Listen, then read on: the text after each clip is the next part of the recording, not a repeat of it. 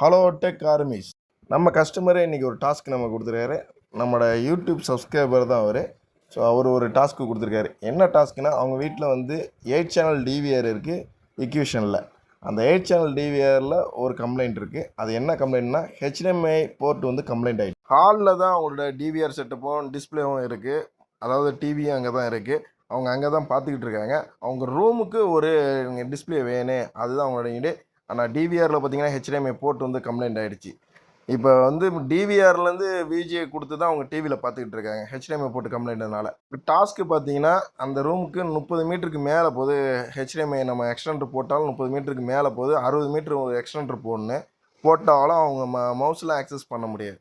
அதனால் நம்ம என்ன செஞ்சோன்னா, ஒரு என்விஆரை வந்து அந்த இடத்துல ஒரு ரூமுக்குள்ளே ஒரு என்விஆரை போட்டு இந்த டிவிஆர் டிஸ்பிளேவை நம்ம அதில் கொண்டு வந்துட்டோம். அது சின்ன சின்ன கான்ஃபிகரேஷன் இருக்குது, அதையும் நான் பண்ணியிருக்கேன். அது இந்த வீடியோவில் நான் போட்டிருக்கேன். உங்களுக்கு சந்தேகம்னா நீங்கள் அந்த மாதிரி யூஸ் பண்ணலாம். இந்த மாதிரி நிறைய இடத்துக்கு தேவைப்படுறது வந்து பார்த்திங்கன்னா என்விஆர் தான். என்விஆர் கான்செப்டை யாருமே ப்ரொமோட் பண்ணுறதில்ல. என்விஆரில் நிறைய பெனிஃபிட் இருக்குது. ஃப்யூச்சரில் பார்த்தீங்கன்னா அவங்க செகண்ட்ரியாக கூட இதில் ஒரு ஹார்ட் டிஸ்க் மட்டும் இந்த என்விஆரில் போட்டுட்டாங்கன்னா செகண்ட்ரியாக கூட ஒரு ஸ்டோரேஜ் அந்த அவங்களுக்கு கிடச்சிரும். இந்த மாதிரி ஆப்ஷன்ஸ்லாம் வந்து என்விஆரில் இருக்குது. இனிமேல் வருங்காலங்களில் என்விஆரை நிறைய பேர் பயன்படுத்துங்க. ஐபி கேமரா போடுங்க. இது என்னோடய சஜஷனு. தேங்க்யூ.